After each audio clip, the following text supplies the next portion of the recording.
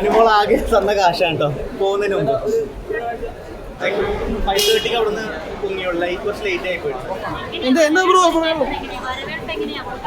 വരവേൽപ്പ് നമ്മളോട് പറഞ്ഞ ആരും വരണ്ട, അച്ഛനമ്മയോടൊക്കെ വീട്ടിൽ തന്നെ ഇരുന്നാൽ മതി എന്നാണ് പറഞ്ഞത്. അപ്പോൾ ആരും വരണ്ട, ഈ ക്രൗഡ് വേണ്ട, അങ്ങനത്തെ ഒരു ഇമേജ് കൊടുക്കണ്ട എന്നൊക്കെ പറഞ്ഞു. എന്നിട്ടും ആൾക്കാർ വന്നു. ആള് ഇത് മൊത്തം ഒരു ക്ലൂലെസ് ആണ്. ആള് കുറെ അതൊക്കെ എടുത്ത് നോക്കുന്നുള്ളൂ, ഇൻസ്റ്റാഗ്രാമൊക്കെ എടുത്ത് നോക്കുന്നുള്ളൂ, പോസിറ്റീവ് കമന്റ്സ് നോക്കുന്നുണ്ട്, നെഗറ്റീവ് കമന്റ്സ് നോക്കുന്നുണ്ട്, എല്ലാ വിമർശനങ്ങളും പുള്ളിക്കാരി നോക്കുന്നുണ്ട്, പുള്ളിക്കാരി ചെയ്ത മിസ്റ്റേക്സ് എന്തൊക്കെയാണെന്ന് നോക്കുന്നുണ്ട്. സോ പുള്ളിക്കാരി അത് അനലൈസ് ചെയ്യാൻ കുറച്ച് ടൈം കൂടി കൊടുക്കണം.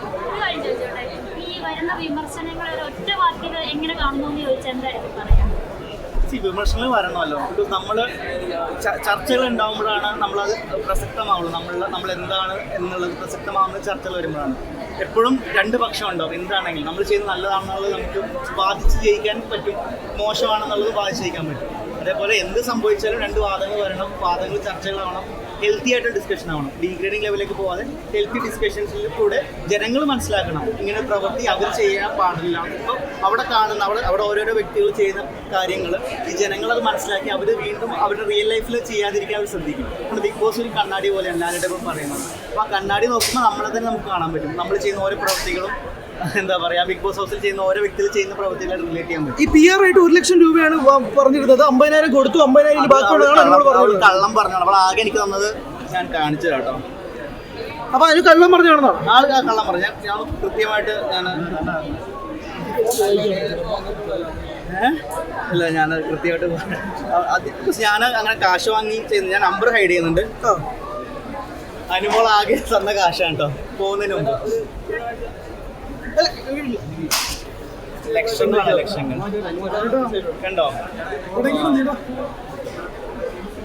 കണ്ടോ, ഇത് എനിക്ക് കൈനീട്ടം പോലെ തന്നാണ്. ഇനി ബാക്കി 14 ലക്ഷത്തി സംതിങ് എനിക്ക് തിരിച്ച് വാങ്ങണം. അപ്പോൾ ഇതൊരു അങ്ങനത്തെ ഒരു പെയ്ഡ് PR വർക്കൊന്നും അനുവിന് വേണ്ടി നമ്മൾ ചെയ്തിട്ടില്ല. എല്ലാവർക്കും ചെയ്യുന്ന പോലെ, എല്ലാവർക്കും ഉള്ള പോലെ പേജ് മാനേജ്മെന്റ് ചെയ്തിട്ടുണ്ട്.